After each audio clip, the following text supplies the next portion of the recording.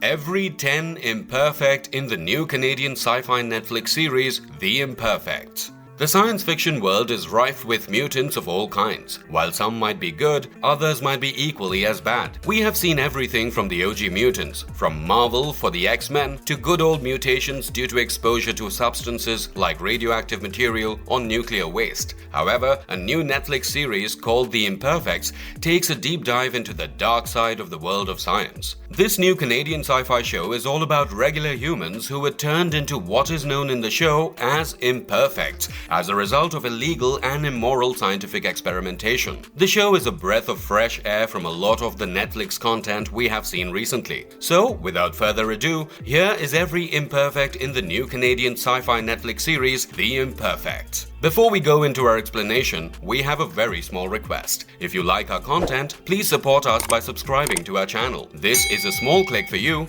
but for us, it means a lot. Thank you. Let's begin. One snipers.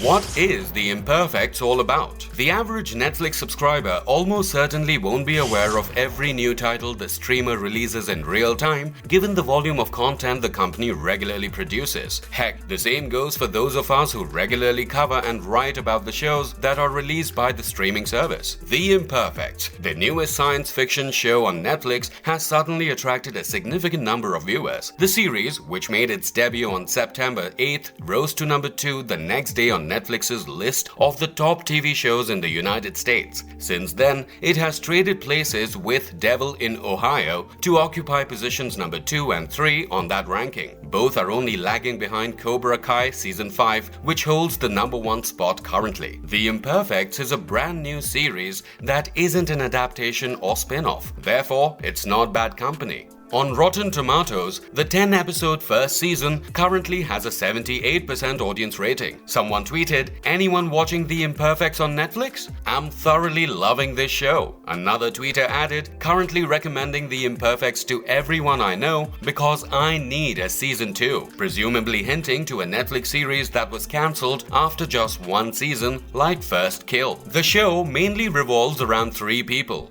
Abby Singh, Juan Ruiz, and Tilda Weber. All 3 are extremely different people with just one connection: a mad scientist who experimented on them under the guise of trying to cure their rare genetic disorder. 7 years after being identified as having a rare genetic condition as teenagers and undergoing an experimental treatment by doctors Alex Sarkov and Sydney Burke, Tilda, Abby, and Juan suddenly acquire special talents out of the blue. They were taking prescribed medication made by the scientists themselves that up until that point had kept their hidden powers latent. But now that the pills are running out, their powers are starting to manifest and are upsetting their lives. Now mind you, these are not your run-of-the-mill medication side effects such as headaches or nausea. Nope, these are life-altering changes.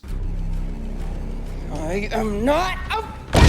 Oh, okay. The lead vocalist of a punk band, Tilda, becomes hypersensitive to sound and acquires a Banshee-like shriek which prevents her from performing, turning her whole life upside down as her band decides to replace her as lead singer with a woman she does not like at all. The side effects interfere with Abby's plans to become a scientist when she starts emitting hyper-attractive pheromones. Abby is a diligent undergraduate, and having her pheromones attract everyone from serving staff to other doctors, lab workers, and university recruiters seriously upends her life. Plus, since her pheromones make everyone immediately start lusting after her, she can't even be around her family. Let's face it, nothing grosser than having your mother or father flirt with you. Lastly, but definitely not the least, Juan, a graphic novelist and art student, puts everyone he loves in peril when he starts to change into a violent beast. More on this later. Along with their quest to get cured, they also become the targets of the Science Police, a quasi-governmental scientific organization called Flux. Flux was known for carrying out research and also stifling research when they felt that it would pose a threat to national security. Headed by a Dr. Crane and Agent Sponson, the trio also had to deal with these science assassins.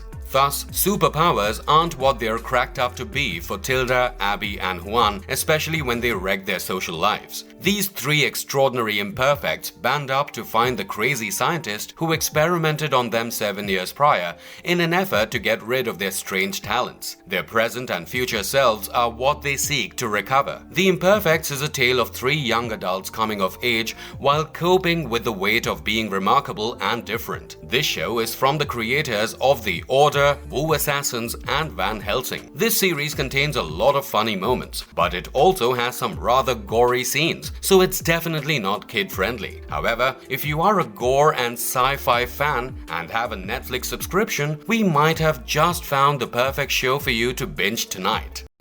After a single round of injections, all areas of brain shrinkage are showing signs. How were the Imperfects made? One of the biggest questions you might have while watching this video is, if they weren't born this way or exposed to radiation, how did they acquire their powers? Well, here is the answer. Juan, Tilda, and Abby, along with some others, suffered from a rare genetic disorder called AGDS, Acute Genetic Decay Syndrome. This is a fictional genetic disorder, but for the purposes of this storyline, it is an extremely rare one, which is also tough to figure out and cure because it is such that there is no hereditary link between parents and children that causes the disorder in the first place. It manifests in people de novo, which means without any parental genetic link. Cure for them seemed hopeless, and they were given an extremely low life expectancy. However, two scientists, Dr. Sarkov and Dr. Burke, showed up as their knights in shining armor. They claimed that they could cure these young people of their AGDS, allowing them to live without pain and side effects, along with increasing their life expectancy. Their parents, relieved to finally have found professionals who were promising to cure their children, signed the release forms, and thus they ended up in the wellness program. The wellness program was an experimental pool of young people, all with AGDS, and the reason their parents had signed a release form was that these scientists were going to use their own creations to try and cure them. Sarkov duped the parents and the children by telling them that stem cells taken from their own bodies would be injected back into them in certain places, which would cause the errors of their damaged genes to get corrected, solving the problem. However, what happened in reality was that Dr. Sarkov and Dr. Burke injected all their patients with synthetic stem cells of their own creation in hopes that they would phagocytose their defective cells and then differentiate into perfectly healthy replacements. Dr. Alex Sarkov, being a geneticist, wasn't about to stop there, however. He quickly realized that he could further engineer the stem cells to completely replace the human genome with a superior design of his own. Thus, he started his string of human, or well, inhuman experiments. Dr. Burke did not agree with this and they parted ways. However, the patients from the wellness program were not completely cured. They were given a specific medication that helped keep their modified cells stable, and when their pills stopped coming, that stability went for a toss. In fact, resuming their pills also wouldn't help, since the pills only work to prevent the manifestation of side effects and could not reverse them if they did in fact show up. Turns out, Dr. Sarkov purposely stopped sending his patients their pills so that he could see what exactly happened if they stopped taking them. In a way, he experimented on them again. He wanted to recreate the stability of the patients from the wellness program, and thus believed that by assessing them post the development of symptoms, he would be able to pinpoint where he was going wrong. Thus, the Imperfects were the result of an overly ambitious geneticist tinkering away in his lab without a care for human life. They were not chosen ones by any means. No, they were simply victims whose situations were unfortunate enough so that they had to put their lives in the hands of some mad scientist who wielded enough power to upend their lives. Thus began their quest for Dr. Alex Sarkov with the help of Dr. Burke, so that they could find him and convince him to cure them, setting them free once and for all. We see a total of 10 imperfects, creatures created by science gone horribly wrong. The 11th entry on this list is, however, a rogue piece of sentient parasitic AI that turned people into hive mind-like beings. Intrigued? Here we go.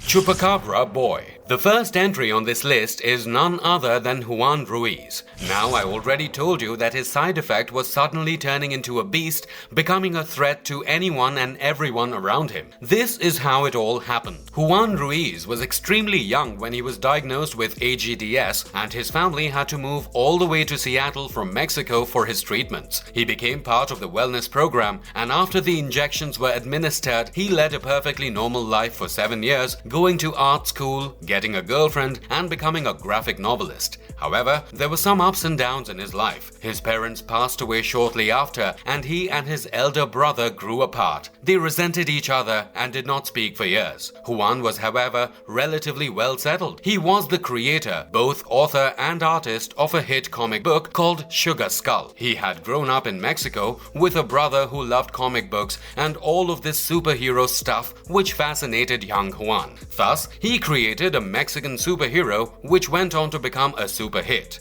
Life was good. He lived with his girlfriend Darcy and they had a loving relationship. That is until his medication stopped. Once he stopped getting his regular supply of pills from Dr. Sarkov, he began having blackouts. However, the side effects did not just stop at the blackouts. He realized that something far more sinister was happening to him when he began waking up in random places such as fields and forest clearings, often covered in blood with his clothing torn to shreds. It turns out he was transforming into a Chupacabra during his blackouts and killing and eating everything from raccoons to dogs to, you guessed it, humans. The Chupacabra or Chupacabras, which literally translates to goat sucker, is a fabled creature in some American folklore. Its first alleged sightings were reported in Puerto Rico in 1995. The Chupacabra's reputed vampire status gave rise to the term. It is claimed to prey on livestock, notably goats, and drain their blood. The monster is commonly described as being hefty, the size of a small bear,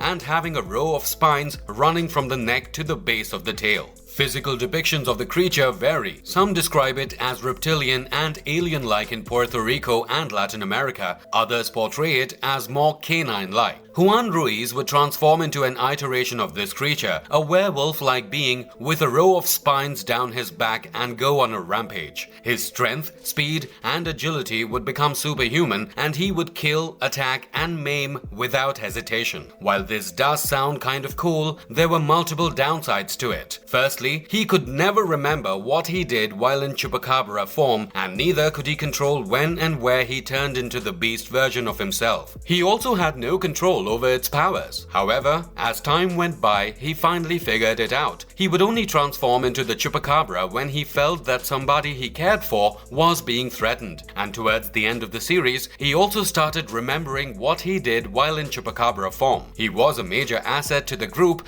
because of his physical prowess after transformation, and took down the bad guys with ease. However, at the very end, when the cure was finally devised by Dr. Sarkov, he decided to take it, saying goodbye to his Chupacabra form forever. Fun fact, his girlfriend was a fan of his Chupacabra form, affectionately calling him Chuppy.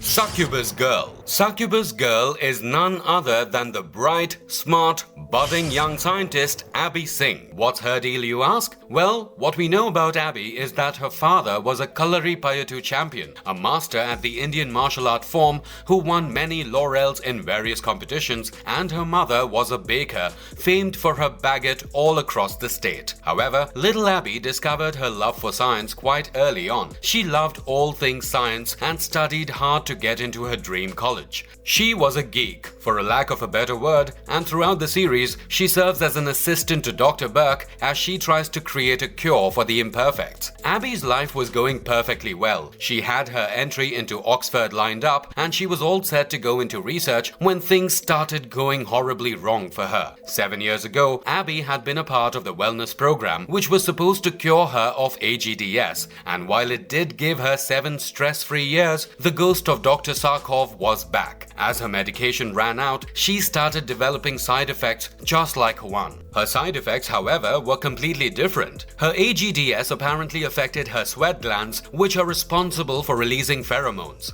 What ended up happening was that her pheromones became hyperactive, and if she was around the same person for an increased amount of time, her pheromones would release into the air, and once the person inhaled them, they became infatuated with Abby. You're probably thinking, how is being attractive to people even a problem? Well, this infatuation was not normal. Heck, it wasn't even love spell-esque. It was a full-on love potion gone wrong. When her pheromones took effect, people would straight up become obsessed with her. They would go to any lengths to make her happy and do whatever she said. They wanted to stay with her forever and wanted her all for themselves. This landed her in sticky situations multiple times, such as when her university recruiters started fighting over her during her Oxford interview, or when her lab partners backed her into a corner because all of them wanted to be with her. However, she later realized that she could both control this power as well as use it to her own advantage. She began using room freshener spray to make sure that her pheromones wouldn't affect the people around her that she wanted safe from its effects.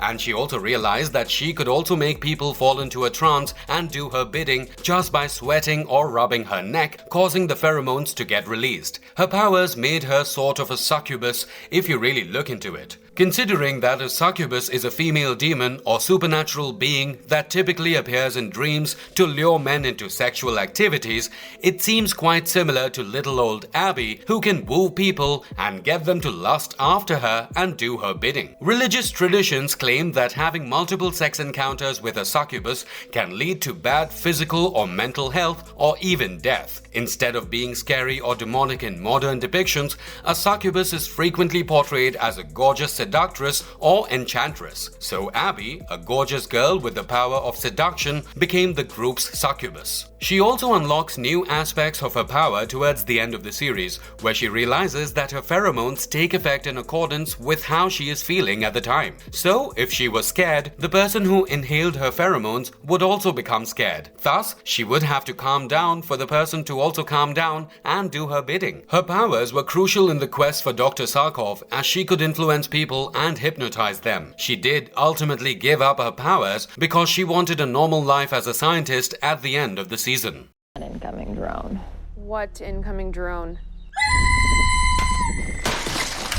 Banshee Girl. Last of the trio, we have Tilda Weber, the Banshee Girl. Tilda Weber grew up with terribly abusive and controlling parents. Her father put her in Catholic school, chose her subjects, her boyfriends, and every other thing in her life. Music, however, was her escape. It was the blanket that kept her warm and the flag she raised when she prepared to tear down the barricade. She listened to songs and escaped reality. However, she wouldn't just listen to songs. She also had an amazing voice herself. She went on to become the lead singer for a punk rock band named the Itchy Nipples. Yep, you heard it right. After her AGDS was cured, she continued to be on the medication pills and pursued her singing career, touring all across the country. However, the moment her pills ran out, Tilda began experiencing extreme symptoms. Her symptoms included initially developing acute hearing or hyperacusis, causing her to hear anything and everything. This caused her extreme agony because even with people just talking or licking their lips, for her, it would feel like a hammer crushing into her skull, resulting in her having to wear noise-cancelling headphones, which didn't help much either, but she had to make do. There was an upside to her hyperacusis, however. She could hear people's conversations from super far away, along with being able to hear people's footsteps and warning her friends when intruders or enemies were approaching. Her second side effect was the reason she was referred to as the Banshee of the trio. She could emit sound waves from her vocal cords. These waves were strong enough to shatter glass and physically push people away. This was an offensive power that was really useful whenever they got into an altercation with enemies. According to Irish folklore, a banshee is a fairy, and her cry is thought to be a portent of death. The scream, also known as Cawan, which means keening, foretells an impending death in the family. These banshees' cries are enough to send shivers down your spine, and occasionally people believe that they are celebrating the impending death of someone they hate rather than warning a loved one. Thus, Tilda's powers were compared to that of banshees since her scream caused people extreme pain, and in one instance, she even liquefied a man's brain by simply emitting her shriek via a phone call, causing his brain to leak out from his nostrils and ears. Her powers were extremely helpful for the trio all throughout the season, and Tilda was the only one who chose to retain her powers and not get cured because she wanted to save all the other victims of the illegal human experimentation. Juan even made her a character in his comic book series, naming her Banshee Girl, making her famous. She quit her punk rock band and took to vigilantism full-time at the end of the season. Oh, yes, Maxwell, hi. Thank you so much for calling me back. How could I not after your incredibly detailed... Fish Person. In their quest to locate Dr. Sarkov, Tilda, Abby and Juan ransack his office for a list of all the patients who attended the wellness program along with them. Once they find the list, they come across another patient named Maxwell Skiffrin. In the hopes that they would be able to locate Dr. Sarkov through him, the trio contacts Maxwell and asks to meet him. However, it turns out that the real Maxwell died long ago after having turned into a fish person, and the person they spoke to was an imposter, a biohacker, or even a science stealer, if you will, who took Maxwell's name to try and lure Abby, Juan and Tilda to a creepy, empty warehouse so that he and his associates could experiment on them. So, if the man we see is not Maxwell, then what happened to the real Maxwell? Well, the trio discovers that the real Maxwell had also begun developing symptoms just like the rest of them, but he didn't trust Dr. Sarkov and thus decided not to go to him for help. Instead, he went to this group of biohackers, hoping that they would be able to reverse his condition. However, the moment the biohackers came into contact with him, they realized that the science that was working in his body, the artificial stem cells, were extremely sophisticated, and if they were able to replicate it, they would be paid in millions, if not billions, if they handed it over to the right organization. Thus, instead of helping Maxwell, they started their own experimentation on him. Even though they claimed that they were helping him, they used to inject him with their own concocted cures and hope for the best. Maxwell's side effects included developing a set of gills on his neck, so you can see why he is referred to as a fish person here. However, his transformation did not stop there. Like Juan, he was also capable of a full body metamorphosis, whether he liked it or not. After the biohackers are dealt with by Tilda, Abby and Juan, we see the dead body of poor old Maxwell. He lay on a gurney, having completely transformed into a bluefish-esque humanoid. Thus, it can be assumed that the injections that the biohackers were administering to him not only failed to reverse his condition, but probably made it worse and triggered a full transformation, ultimately leading to his death. Weapon? It's not cool. Invulnerable Copperman. Invulnerable Copperman is an imperfect who shows up in the 4th episode of the season, and while he looks like Ed Sheeran, make no mistake, he is insanely powerful due to his unique side effect. Invulnerable Copperman, real name Owen Schultz, was also part of the wellness program like Tilda, Abby and Juan. As a result of his supply of medication running out, his side effects had begun manifesting just like the others. The effects, however, allowed him to do all kinds of heroic deeds as he had become invulnerable. As a child, due to his AGDS, Owen had a copper deficiency and had even been misdiagnosed by doctors with occipital horn syndrome until he had gone to Dr. Sarkov. Dr. Sarkov correctly diagnosed him with AGDS and thus began his journey in the wellness program. The synthetic stem cells that had been administered to Owen were likely overcorrecting of the copper deficiency, plying his body with copper and thus making him invulnerable at best and impregnable at worst. Well, even slamming a kitchen knife on his hand did nothing but leave a measly dent. However, this also meant that Owen was seriously sick, because with that enormous amount of copper in his body, his toxicity level were extremely high. He was a person who was obsessed with the idea of being a superhero. As soon as his side effects began to manifest, he started testing them out and became the friendly neighborhood superhero. He would rescue animals out of burning buildings and babies out of locked hot cars, but it did not stop there. He wanted to unlock the true extent of his powers, and one day he got his opportunity. A car was stuck on the tracks and a train was incoming. Owen rushed over to the scene and pushed the car away, saving the day. Thus, he considered himself some sort of a hero. In fact, the whole reason that he sought out Tilda, Abby and Juan in the first place was that he had somehow heard that they were assembling a superhero squad, which they were most definitely not, and he wanted to join them. While the trio and Dr. Burke were not opposed opposed to Owen being there, Owen made it extremely clear that he did not want a cure. He loved his side effects and the praise that he received when he saved people using his invulnerability. However, the toxicity levels in his body due to the insane amount of copper that was coursing through it led him to become deranged. He got another one of the wellness program subjects, Hannah, snooping around in Dr. Burke's backyard and became obsessed with getting to the bottom of it, triggering a strong reaction within his own body, causing his eyes to turn red and copper to replace parts of his skin. The others then used chlorine gas, which is corrosive to copper, to rapidly corrode the dangerously high level of copper in his body. Chlorine was his kryptonite. He still had his powers of invulnerability and decided to leave because it was clear that he was not welcome there and that there was also no super squad. So there very well is a completely invulnerable man roaming around Washington with copper in his body, which could, over time, rise to extremely high levels, causing him to go on a deranged rampage. But that's probably a problem for the next season because we don't get to see him again in season 1. It's the backup generator and about time too. What did I want to do to you? I'm sorry.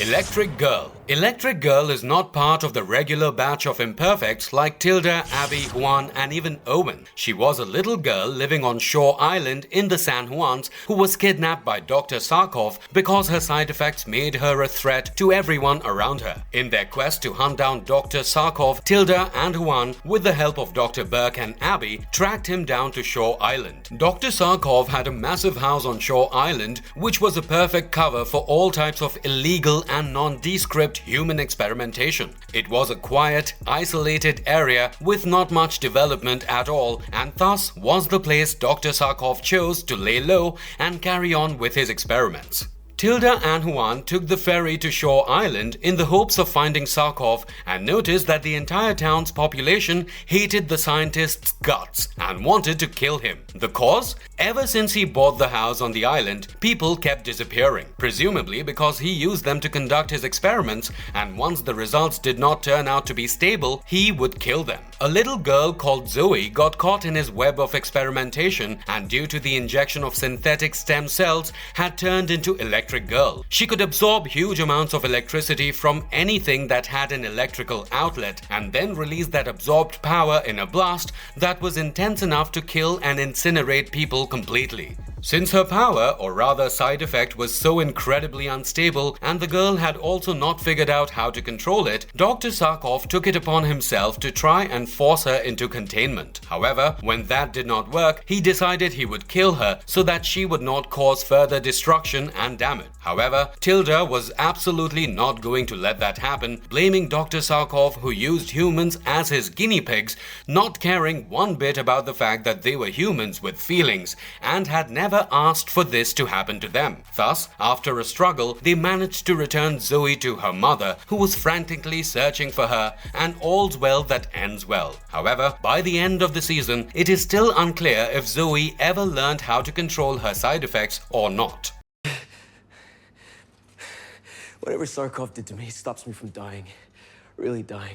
Undead Zombie Man. Undead Zombie Man, or Doug, is probably one of the creepiest dudes in the entire series. He appears in the first episode as a man who is seen stalking Tilda, Abby, and Juan, taking their pictures and tailing them. He finally has a run-in with them in Dr. Sarkov's clinic, where things escalate as he shouts around for Dr. Sarkov and wants to get his hands on whatever he thinks can cure him. He is immensely strong and quite invulnerable, which is demonstrated when he physically assaults Dr. Burke, sending her flying across the room. However, seeing that his friends are in danger, Juan transforms into the Chupacabra and with a bite to the jugular, kills this man. They then take his body back to Burke's house, where Burke performs an autopsy to try and determine if this man was also one of Dr. Sarkov's unwitting human experiments. However, what she finds in the autopsy shocks her. The man had a heart that was twice the size of a human heart, along with having 3 lungs. However, the part that shocked her the most was when the dead man lay on the operating table, his chest flayed open so that his organs could be seen, and his heart started beating. Abby, in a flight or fight response, stabs the heart multiple times. However, the injured organ quickly repairs itself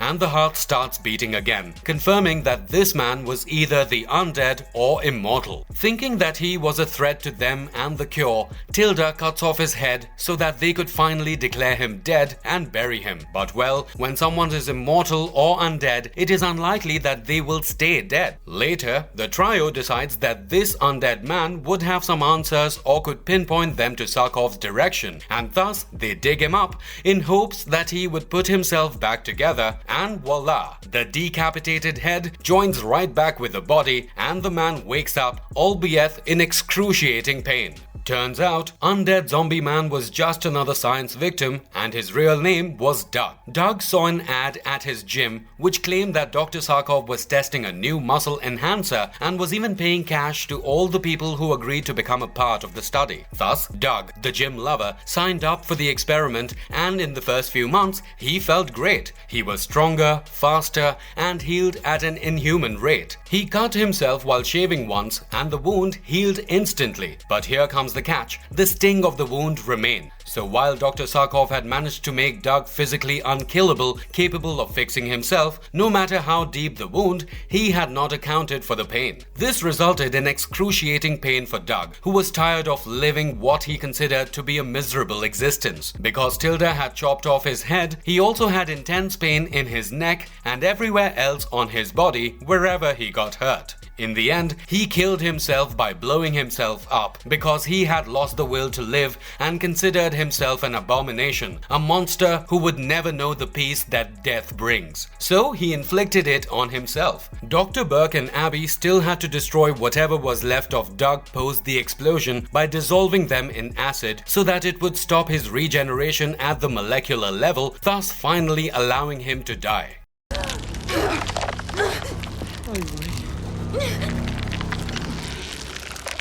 Dr. Jekyll and Mr. Hyde, Dr. Burke and Miss Finch. Everyone knows the story of Dr. Jekyll and Mr. Hyde. Robert Louis Stevenson, the legendary Scottish author, wrote the Gothic tale The Strange Case of Dr. Jekyll and Mr. Hyde, which was first released in 1886. The story follows London attorney Gabriel John Utterson as he looks into a number of bizarre incidents involving his old acquaintance Dr. Henry Jekyll and a violent thug named Edward Hyde. The same identity of Jekyll and Hyde is revealed in the novella's conclusion. Turns out that Jekyll used an unknown chemical mixture to change into Hyde in order to satiate his darkest impulses. It is regarded as one of the most well-known works of English literature and a key text in the development of the Gothic horror subgenre. The novella has made significant contribution to popular culture as well, and we believe that Dr. Burke's mutation is also inspired by this iconic novel. How so? Let us explain. Dr. Burke is the good-hearted scientist who wants to help fix Tilda, Abby, and Juan. She welcomed them into her home and even allowed them to bury a man, good old Doug, in her backyard. She was a saint of a scientist who could do no wrong in their eyes. Dr. Burke had crossed paths with Dr. Sarkov when they were quite young, and he was the only geneticist who would give her the time of the day with regards to her theories. She became extremely close to him, and the pair became like siblings, working on research and experiments together. She was also part of the wellness program and helped Sarkov administer his synthetic stem cells to all the unwitting children. So she was definitely complicit in the entire illegal human experimentation that went on under the cover of the wellness program. However, when Sarkov spoke to her about his more sinister ideas involving complete gene mutation and the creation of a superior human race, she finally broke away from him and they parted ways. Post leaving the wellness program, she continued her scientific study with a focus on curing AGDS. However, she was also taking stem cells injections herself, and turns out she also had manifested side effects. While her side effects seemed to just be recurring nightmares and sleepwalking at first, the true extent of them was much more sinister. It turned out that goody two-shoes Dr. Burke was transforming into a whole different person during her periods of blackouts. She was transforming into the villainous Isabella Finch.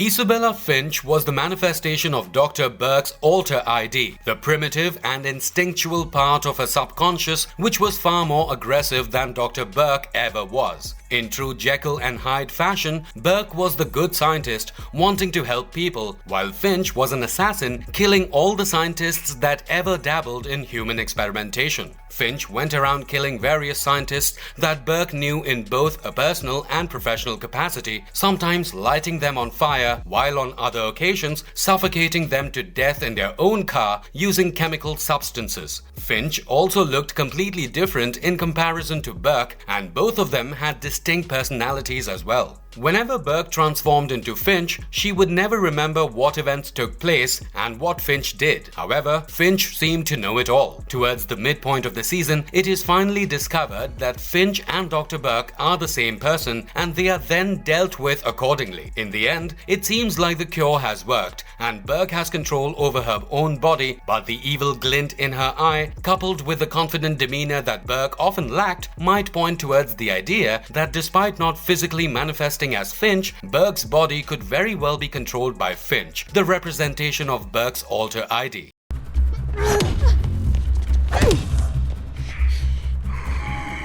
Mutated toxic scientist. Remember the fake Maxwell? One of the biohackers who had experimented on the real Maxwell and caused his untimely death? Well, things ended up being rather tragic for him. Fake Maxwell was a biohacker and a science stealer who wanted nothing more than to gain the knowledge and science behind Dr. Sarkov's synthetic stem cells and sell them to Flux, resulting in a big payday for him. He manipulated poor Maxwell and used him to experiment with the stem cells. He also lied to Abby, Tilda and Juan and tried to kidnap them so that he and his team could experiment on them as well. In the process of kidnapping the trio, they ran into problems because Abby used her hypnotic pheromones to influence one of his associates. However, Maxwell managed to take her down and all three of them were captured. But these three were not going to give up easily. They used their superpowers to try and escape the warehouse they were being held in, with Abby using her pheromones to make one of the associates kill herself and Juan transforming into the Chupacabra and killing the other associate. This left only Tilda, who was drugged by fake Maxwell and then operated on by him. Abby and Juan intercepted the operation and they banded together to repel the insane scientist, and Tilda, using her Banshee scream, pushed him back into a rack filled with vials of stem cells and scientific serums. The glass vials lodged into his body, and so did the various stem cell and serum concoctions, and he died on impact. Or so they thought. They escaped the facility as quickly as possible without realizing that they had unwittingly created a monster. In the latter half of the season, fake Maxwell makes a comeback as a mutated toxic scientist looking for revenge on those who turned him into a monster. He shows up as a hooded, disfigured man with 4 talons instead of fingers, laden with toxic chemicals that killed people or put them in a state of shock. Fake Maxwell then starts targeting Abby, Tilda and Juan's loved ones, starting with Darcy, Juan's girlfriend. Fortunately, Juan shows up in his Chupacabra form and saves the day. The next target is Tilda's boyfriend PJ, who is unfortunately killed by the mutated toxic scientist in the struggle, having been poisoned by his toxins.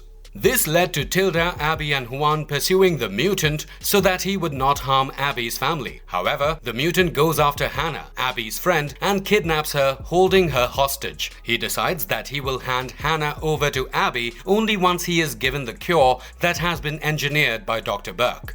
The trio agree to the exchange, fearing for Hannah's life, and meet the mutant in a derelict warehouse. Tilda administers the cure to him and it works. It changes him back into a human and he leaves. However, he is untimely killed by Tilda as an act of revenge when she calls him from Abby's phone and Banshee screams into his ears, causing his brain to liquidate and leak out through his nostrils and ears. Yup, this was the man who suffered this gross fate.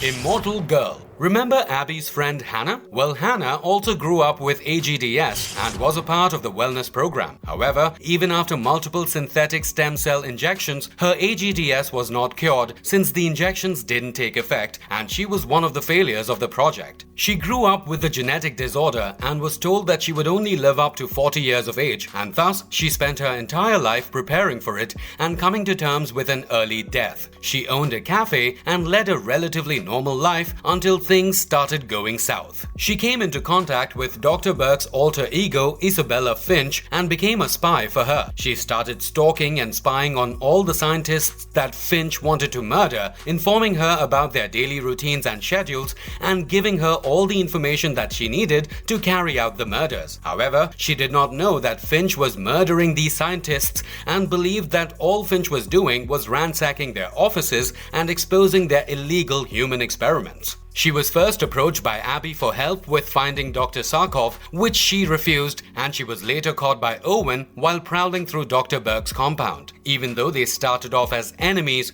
Abby and Hannah became friends, and when Hannah was shot by the Flux mercenaries, Abby was distraught. Hannah ended up passing away as a result of the fatal gunshot wound, but Abby did not want to give up on her. She found the synthetic stem cells that had made Doug invulnerable and administered them to Hannah, resurrecting her from the dead and making her invulnerable. Thus, Hannah became the immortal girl. The girl who had spent her entire life preparing for an early death was now immortal, and that came as a major shock to Hannah. This caused a rift between Hannah and Abby, but they made peace with each other at the end of the season. Hannah thus became somewhat similar to Doug, as she could feel the pain of the bullet wound even though her wound had healed, and physically she was perfectly alright. Juan?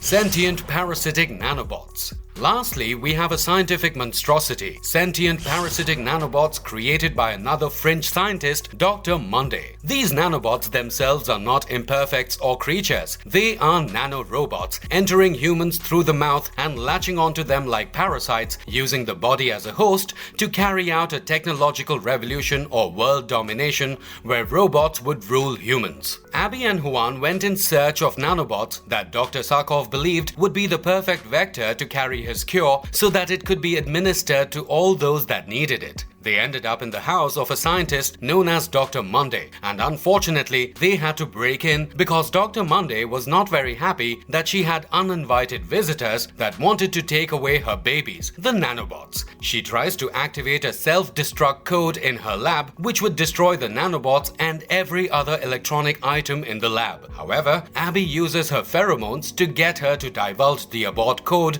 and halts the self-destruct mechanism. She tells the trio that the nanobots cannot leave the lab and that they are dangerous, so they leave them behind and take the nanobot printer instead, so that they can print their own nanobots instead of having to reprogram the existing ones. However, what ended up happening was that the nanobots invaded Dr. Monday's body and wanted to free all the other nanobots so that they could take over the world. Once a human was taken over by them, they developed silver eyes and were completely under the control of the sinister piece of technology. What the trio did not realize was that these nanobots were both sentient and parasitic, making them extremely dangerous pieces of technology. In fact, the intense security that was there in Dr. Monday's lab was not to keep people out, but to keep the nanobots in.